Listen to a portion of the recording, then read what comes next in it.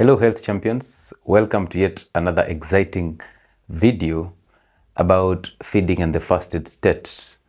Now I'm prompted to shoot this video because of several reasons. Reason number one being, anytime I tell somebody to fast, most people are quick to tell me that they will faint and they will get low energy and all these reasons that are actually trying to protect them from fasting, and I understand. Now, I'm also shooting this video to just help you to understand that energy does not come from foods that you've just eaten. So no energy comes from the stomach. Energy comes from the fat cells, the liver cells, and the skeletal cells, the skeletal muscle cells. So energy is in the muscles, in the liver, and is in the fat cells. Therefore, we need to unlearn that. And this video is supposed to help you unlearn that, because once you understand the flow of the energy that is coming from the macronutrients, which are basically the three, the fats, which are also called the lipids, the carbohydrates, which addict most of us, and the protein. So we will understand this. We'll also know how insulin plays a role during the feeding state, and how glucagon is a counter hormone that plays an important role again during the fasted state. So we'll compare the two. So allow me to just go straight into it as I explain this. This is Dr. Lewis from the Health and Wellness Spot. If you're a new subscriber here, if possibly you're passing here for the first time, kindly consider subscribing and press that notification bell, because that will make sure that you get information firsthand immediately we post it. So you'll get access to exclusive health content among the first people. So kindly consider subscribing. If you're a returning subscriber, we appreciate you for being part of us and for your support. So now, when you eat that meal, and most of you are so fond of the balanced diet, you know that if you've been in this channel for the longest period of time, I am an advocate of nutrient-dense foods over balanced diets. That is because most of you have been lied to by the food industry that a balanced diet is what you should consume, and therefore you should consume a certain amount of carbohydrate and then a certain amount of protein, and then basically most of our foods have almost zero fat. Why? Because somebody lied to you that this fat will give you cholesterol, and that cholesterol will cause you a lot of problems. Now get this. That diet that has saturated fat, that has high protein, that has a carbohydrate, when you eat it, there is a level in the system that when these macronutrients are rich and they've been broken down to the smallest or the lowest level, the body does not recognize that you ate meat, that you ate carbs, that you ate protein. So it doesn't understand that, and we'll get to talk about that. But let me just help you understand how we break down these macronutrients. So your meal is rich in carbohydrates, as most of your plates are. So what is happening to these carbohydrates? These carbohydrates are going to be broken down to polysaccharides, and these polysaccharides is basically a long chain carbohydrate. So when you break the carbs down, you get the polysaccharides, and then now you have to break down those polysaccharides into monosaccharides or disaccharides, sorry. These are the minimum or the lowest amount of carbohydrates in the simplest form. And these monosaccharides are what are absorbed. So when you see this dotted line, that is basically your gut. So this is your system, the blood, and then the liver and the mitochondria. So where this energy goes, at the polysaccharide level, it cannot be absorbed. The gut understands absorption of the smallest level of these macronutrients. Now, when you get to the monosaccharides, the two for carbohydrates are glucose and fructose. We also have galactose, but the major ones are glucose and fructose. So these are what we call sugars. Carbohydrates are basically what we call the sugars. So when you break down these sugars, you get the two simple sugars, that is glucose and fructose. Now, when you eat that banana or that mango or that pineapple, the body will not know you ate a pineapple. The body knows from the mouth, where digestion of carbohydrate starts, the body understands you ate a carbohydrate, not even a banana, not even ugali. And then at this level, after breaking it down to glucose, you will only absorb glucose or fructose. So if you ate a fruit, you will absorb fructose. If you ate that ugali, you'll absorb glucose. And this is where you people mess up, because you are thinking because you ate a fruit, you're getting healthy, you're eating healthy. But the reality is the fruit will be broken down to fructose and you get fructose. So you'll absorb sugar. Now, this is what is going to happen. When these monosaccharides get into the bloodstream, once they cross the gut wall, they're absorbed in the small intestine and get into the bloodstream, what happens is in your blood, there is always a constant level that is maintained of glucose. So this level is maintained by two hormones. One is insulin and the other one is glucagon. So we have insulin and glucagon. Both hormones are coming from one organ that is capable of carrying out the whole or the entire process of digestion on its own, and that is the pancreas. Now, insulin is coming from the beta cells of the pancreas, and glucagon comes from the alpha cells of the pancreas. That is biochemistry, that is endocrinology, you don't need to go into that. Just understand that insulin and glucagon are coming from the pancreas. And also understand that if you protect your pancreas, you protect your digestion, because this is the only organ that can carry out the entire process of digestion single-handedly. So protect it by all you got. Those people who drink alcohol, this is the time to stop. Now, when you absorb glucose, glucose has three fates.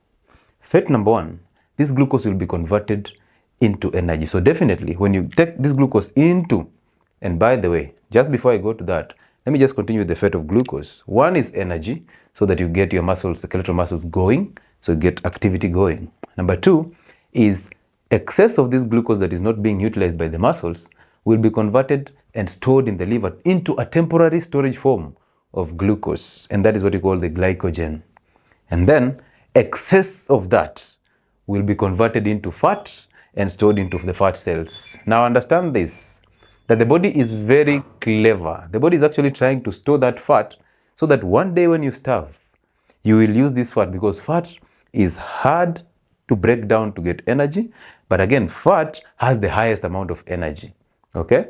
So if you break down this fat, you will get high amount of energy. So that will push you when you're trying to starve. That will push you through. So the body is expecting the disasters to happen, natural calamities to happen, so that it can break down this fat that is coming in as a result of your maximum consumption of carbohydrates. Number two, we said number two is fructose. And what is the fate of fructose? When fructose gets into the liver or into the system, it is converted to triglycerides. Now you'll realize triglycerides are the metabolites for fats. So you will convert fructose into triglycerides, and then that fructose can be taken into the Krebs cycle in the mitochondria to give you energy, which is also ATP. But the second fate is fructose can be converted into uric acid in the liver. Okay, there's an enzyme that converts fructose into uric acid in the liver. Now, do you understand why when you keep on consuming those fruits, you'll end up getting gout? And then somebody will tell you not to eat red meat because red meat will cause you gout. Now listen to this. Red meat will not cause you gout, because gout is an exit problem and not an intake problem.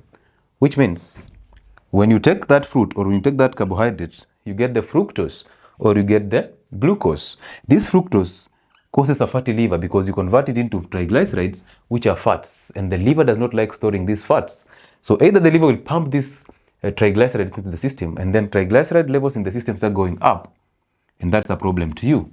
Or the liver will convert fructose into uric acid, and that uric acid will start precipitating into your joints and causing you gout. But how is this causing you gout, and yet meat is not causing you gout? This is the point. We said gout is an exit problem rather than an intake problem. So sugar in all forms causes insulin resistance, and fructose is number one on the causes of insulin resistance. Also, sugar kills the kidneys. You've heard of nephropathy. So sugar kills the nephrons in the kidney. And now this nephropathy is actually going to hinder the excretion or the exit of uric acid, because uric acid is excreted through the kidneys. So if you're consuming too much carbohydrate, you get too much glucose, you get too much fructose, you get into insulin resistance, you hurt your kidneys. When you hurt your kidneys, and then now you cannot excrete excess of the uric acid. So this is a double tragedy, because one, fructose is killing your kidney, so no exit of uric acid. And number two, fructose is actually giving you uric acid. So these two are the ones that are combined to give you gout. So don't allow them to lie to you that red meat will give you gout. Now you have the idea why you're getting into gout. So those are the two fates, or the fates of glucose and fructose. Now how about protein? When you consume that protein, that red meat in plenty, and you make it fatty, we'll get to that. But when you consume that protein, what happens is this protein is broken down through polypeptides, the simplest form of protein that is absorbed by the gut, and that is the amino acids. Now, these amino acids are responsible for making hormones and neurotransmitters. That tells you those people who are on a vegan diet will suffer most consequences of amino acid deficiencies, because the vegetable diets have high fiber, they have vitamins, they also have amino acids, but they lack the essential amino acids that are supposed to make you a whole profile of amino acids, profile of amino acids, that is supposed to help you make neurotransmitters and to help you make hormones that regulate the functions of the body. So you should concentrate on eating healthy protein so that you get the amino acids that will help you synthesize the hormones and the neurotransmitters so that you get a functioning brain and the spinal cord. So now when you have these amino acids being absorbed, so they get into the gut, and then these amino acids are taken to the liver. Now these amino acids have one fate. They can be converted into acetyl-CoA. We will talk about that. And this acetyl-CoA is pumped into the Krebs cycle in the mitochondria.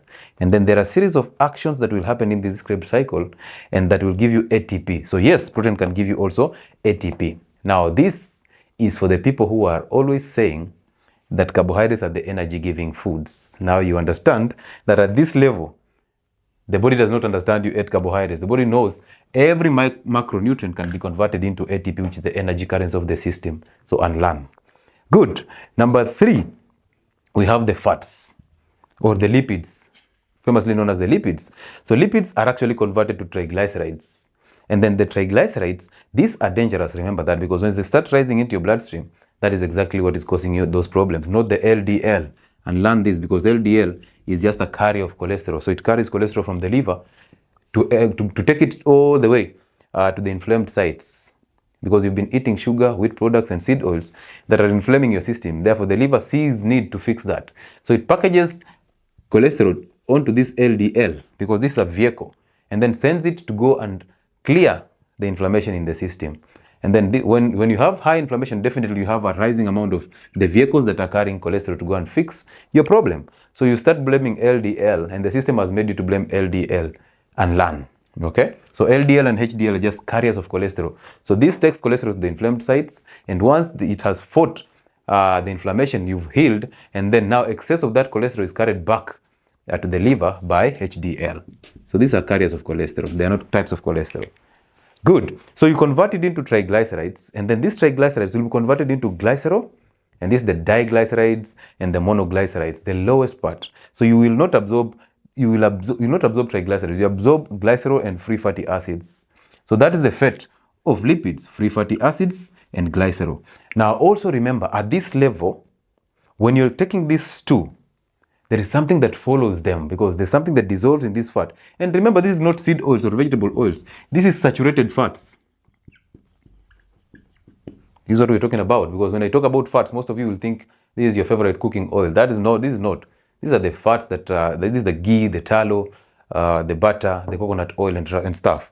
So these lipids or these fats are converted to triglycerides, and then they're absorbed as glycerol and free fatty acids. And therefore, fat-soluble vitamins A, D, E, and K cannot be absorbed without being connected to these fats. This is something that you should learn. So if you cook your ugali, eat it with your vegetables that have been cooked in seed oils or those vegetable oils, you are unable to absorb fat-soluble vitamins, the A, D, E, and K. Vitamin A playing a very important role in your immunity, also playing a very important role in your vision. And then vitamin D plays a very important role in your immunity, also plays a very important role in your bone development and strength. Vitamin E is used to detoxify the system, and vitamin K is used as a coagulant. So it helps you in blood clotting in the liver, okay? So imagine if you don't have these vitamins, if you go into these vitamin deficiencies, you will have problems. That's why it is important that your diet be rich in fats, so that you absorb fat-soluble vitamins and you also get free fatty acids. This is also going to give you cholesterol, and cholesterol is very important in your system because it will synthesize your hormones, your brain cells, your skin cells, your aldosterone, which is controlling your blood pressures, okay? And also vitamin D is coming from cholesterol. So this is very important. Now, when you do that, now you also convert these free fatty acids into something called acetyl-CoA, and again, you load it into the Krebs cycle and then gives you ATP. But this one gives you a lot of energy. So ATP that is coming out of fat cells or out of the fat that you're metabolizing is very high. So now you understand, if you consume a meal, in your mind, as you see the meal, you're seeing ugali. But in your mouth, the mouth is not seeing ugali, the mouth is seeing a carbohydrate. And then in your system, as you absorb it, you're not absorbing that ugali anymore. You're absorbing glucose or fructose, if you ate a fruit for that matter. And then these are the ones that will be fed in the Krebs cycle to give you ATP as the energy. And then when you eat that meat, it's you who knows you ate meat. But at the system level, it's going to absorb amino acids. And then these amino acids are taken to the liver, converted to acetyl-CoA, and then fed in the Krebs cycle so that you get energy. Same to this channel, just like the way I explained it. Now, for those people who keep on telling me that I work on a construction site and I need to eat to fill my stomach so that I can have the energy, you're lying to yourself, because at this level, you already know. Even that ugali will not have taken all this route to come and give you ATP. This requires about 8 to 12 hours for you to get this ATP from that food. So tell us, how comes when you've eaten that food, you're just getting this instant energy? It's a lie. It's because you are a carbohydrate addict. That's why you go and eat chapati. You don't go and eat eggs. You don't go and eat saturated fats. On Mjengo, you go and eat either chapati plus beans or rice plus beans. Most of you don't take rice on construction sites. So you'll take the githeri, which is basically all carbs. So you're here. Your problem is not low energy. Your problem is not even hunger.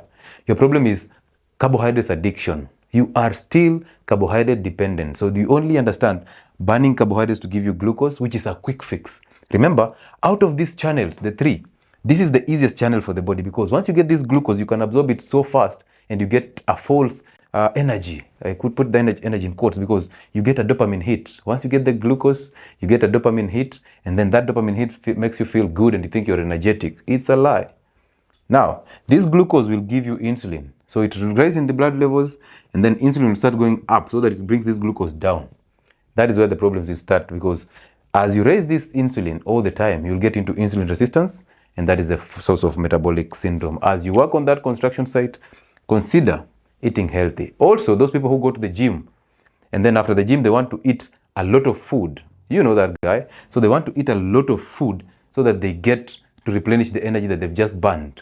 That's a waste of time. And fasted workouts are the best, because when you're fasting, you're in a caloric deficit state. And also when you're fasting, you're actually telling your body to burn the fat to give you energy, and not to burn the carbohydrate that you're eating. Because you cannot go to the gym, have a pre-workout meal and then a post-workout meal.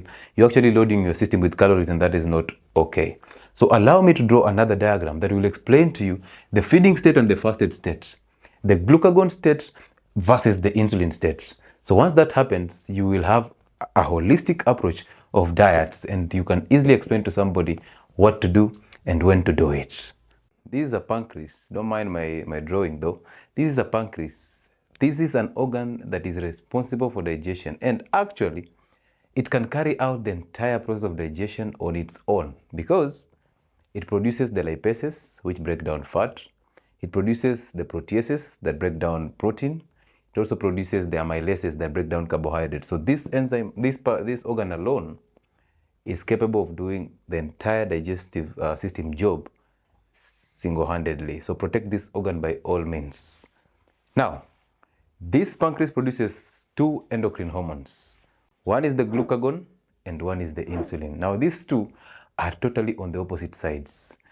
The work of glucagon is actually coming from the alpha cells in the pancreas, and the beta cells are the ones that produce insulin. That's the reason why when you have an autoimmune condition that is actually destroying the beta cells, you will end up having low insulin, and therefore you will be unable to regulate blood sugars. Because remember, when you eat that carbohydrate meal, you raise your blood sugar levels, and then the pancreas is instructed to produce insulin, so that this insulin attaches to a receptor.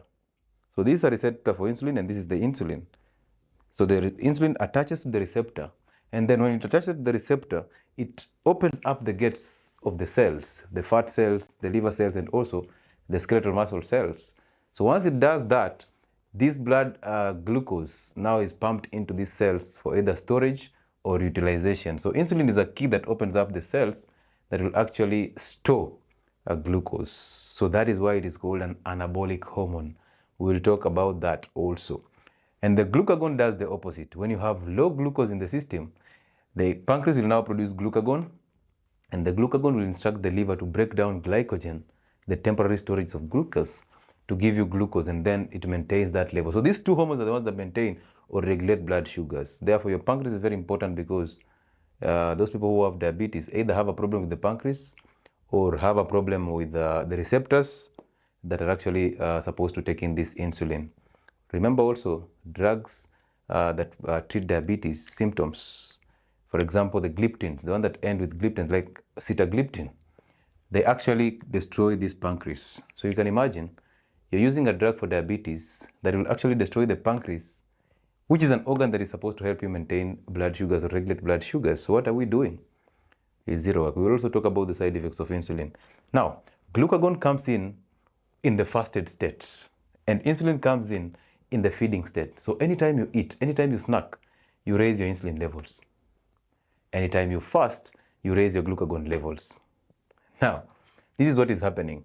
In the glucagon world, we call it a land of scarcity. Why is it a land of scarcity? Because you're not eating and you're actually burning, because there is energy that was stored. When you're eating, you raised your insulin, and then this insulin pumped this glucose into the cells, the fat cells, for storage for future use.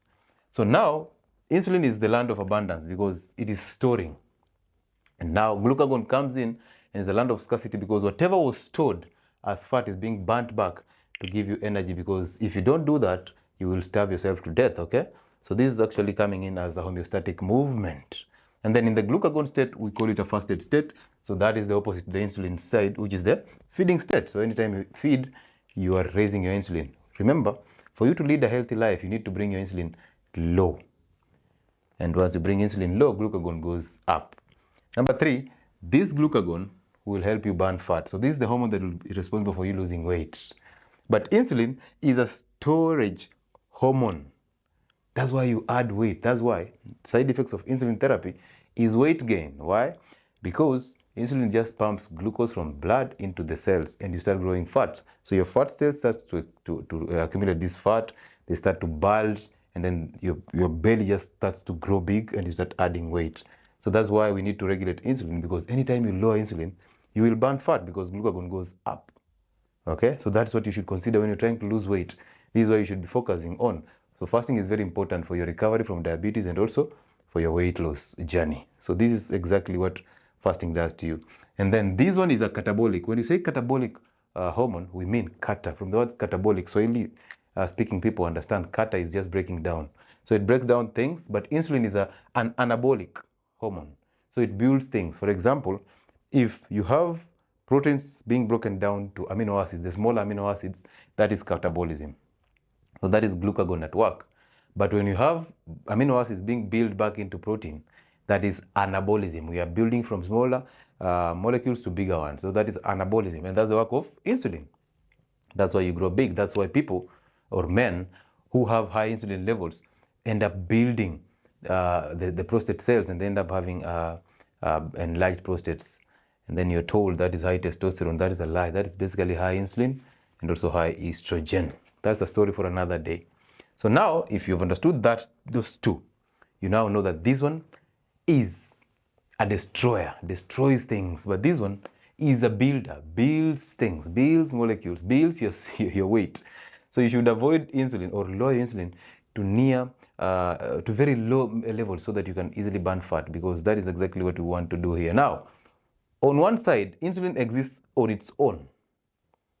It is that powerful that it has to exist on its own. But on the other side, glucagon exists with other hormones. Now remember, the other hormones that are existing with glucagon are what we call counter-regulatory hormones. And these are the hormones that the system produces in the morning when you wake up. From 4 a.m. in the morning to around 9 a.m. you're producing these hormones. And the role of these hormones is actually to break down things to give you glucose. So break down fat to give you glucose, break down carbohydrates or glycogen to give you glucose, so that you prepare yourself for the new day. Okay, and that's the reason why we tell you that morning breakfast is the worst meal of the day and is useless. Why is it useless? It is useless because in the morning you're producing the counter-regulatory hormones. That is the growth hormone. That is the cortisol that is supposed to help you fight the stress that is coming in with the new day. That is epinephrine that is getting you alert, and that is also the thyroxine. Thyroxine is actually the hormones that are produced by the thyroid gland, the T3s and T4s. So when you have high T3s and T4s, it actually means you'll start losing weight. That's why people who have overreactive thyroid or goiter, end up losing a lot of weight and sweating in the night, because this when this goes up, you start losing weight and is very drastic. And then the growth hormone also plays a very important role in weight loss, but muscle development and strength. And then the major hormone for men is the testosterone, which actually pumps men into being better and competitive. So this side has all these hormones together with glucagon. So you can imagine the benefits of fasting. You'll raise your cortisol level, which is on some level is not a good sign. However, if you have high cortisol in your system, it means you have high stress levels in your system. So the system is trying to help you fight the stress. Again, producing cortisol in high amounts is basically preparing you for stress and how you can curb that stress. And then alertness comes up. That's why you're always sharp when you're fasting, and your memory and your mental clarity improves. And then you lose weight through thyroxine. You also gain growth, and those muscles grow when you're fasting. That's why people who go to the gym need to fast. Then now your testosterone, which builds your muscles, deepens your voice, and is responsible for masculinity. Okay, so that's the reason why you should fast, to get glucagon going up, and therefore these other hormones going up. But when you keep eating, the only hormone that you're raising in your system is insulin, and is a storage hormone, so you keep on growing fat. Okay, so one thing you should know, on the three macromolecules, the protein, the fat, and the carbohydrates, carbohydrates will raise or spike your insulin levels. Lean protein can do the same, but on a minimal level. However, fats are the only macronutrients that will not cause a spike in insulin levels. That tells you you will never grow fat by eating saturated fats. You will never grow fat by, unlearn that. You will never grow fat by eating that egg, by eating that tallow, by eating that ghee. You can never grow fat, because fats will never stimulate a spike in insulin level. It will never. Therefore, you will go into the glucagon state, because when you have low insulin, glucagon levels start going up. Now, this will easily explain to you type 1 and type 2 diabetes. Remember, I told you about the receptor. So insulin has to bind to a receptor so that it elicits an action. Now, when it binds to that receptor is like a hole for the key, and then insulin is like the key. When it binds in, it opens up the cells, so that now glucose flows from blood into the cells. And that is the mode of action of insulin, even the insulin shots. Now, remember that glucose is coming into these fat cells as fat. So it's excess insulin, it's excess glucose, sorry. So it's not being utilized. So it's coming in these fat cells and bulging these fat cells, and you start growing fat. That's the reason why the side effect of insulin shots is weight gain. Now understand this, that a larger number of people who have diabetes are obese. A greater percentage of people who have diabetes are obese. And now you're bringing in a shot of insulin that is adding on your obesity. Are we really doing justice? That is a question for another day. But now, on this receptor side, so when you have a problem with receptors, so these receptors don't accept that insulin, that is what we call insulin resistance. So that is type 2 diabetes. Okay? When you have the insulin defect, so you don't have the insulin, that means your beta cells are not producing insulin. Therefore, even if the receptors can accept the insulin, but the insulin is not there, that is what we call type 1 diabetes. Okay? So the pathology at this type 1 diabetes, the pathogenesis of type 1 diabetes is basically an absence of insulin because of a defect in beta cells. But the pathogenesis of type 2 diabetes is either insulin resistance, which basically the receptors are not sensitive to that insulin, even though you're producing that insulin. Therefore, you get into type 2 diabetes. Or your pancreas is still functional, but producing a very minimal amount of insulin. And that's why you need to lose that weight, so that the insulin that you produce, and also fast, will be enough for your system to utilize. So that is it. Now, understand this. You are breaking protein into amino acids, as we explained earlier. And breaking protein into amino acids, that is what we call proteolysis. Lysis basically means breaking. You lyse, you break it down. So protein are broken to amino acids. And this proteolysis, breaking it down, remember, lysis is part of the catabolism. Catabolism. So you're breaking larger protein into smaller amino acids. So that means we have glucagon. And that means we are fasting. So you break down protein into amino acids, and then you form hormones that will actually help your system. So we need it. And then the opposite is for the insulin. So when you're building the small amino acids into larger protein, that is what insulin does. So insulin stimulates proteogenesis. You generate protein. So proteogenesis, that is the function of insulin. But proteolysis, that is the function of glucagon. On the another level, on carbohydrates or glycogen, when you're breaking down larger molecules of carbohydrates and glycogen to get glucose and ATP, that is catabolism. That is a function of glucagon. Therefore, when you're breaking that glycogen to get glucose, when you're breaking that carbohydrate to get ATP, that is a function of glucagon. But when you're building this ATP or this glucose back into glycogen, back into fat, larger molecules, that is glycogenesis. You're generating glycogen. That is a function of insulin. Okay? And then when you're breaking down fat to get free fatty acids that are supposed to be used by the body, and also you're breaking that fat to get ketones or ketone bodies. That is basically meaning lipolysis. So you're breaking down lipids, lipolysis. That is the function of catabolism, and that is the function of glucagon. The opposite is true, which is lipogenesis. So you're generating lipids. That is the function of insulin. Therefore, if you're going through lipogenesis, you're actually building fat. So you're combining this free fatty acid plus glycerol to form fat, and therefore you keep on growing fat. So that is what is happening to your system. Therefore, if you block this enzyme or this hormone, what you're doing is you're going to activate this enzyme, and therefore you're going to break your protein to form amino acids, which is very good.